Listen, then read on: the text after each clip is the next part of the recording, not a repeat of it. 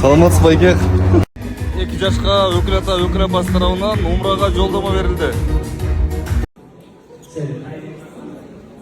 Ben Ayşe'm da ailene 3 yıl sohbet olalım.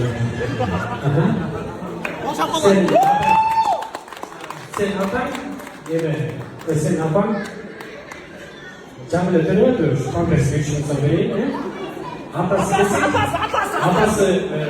sen apan, arıtayın doktor sorun. Zeytisi kapaktan çeşitleri. Apan ayetli insan. Apan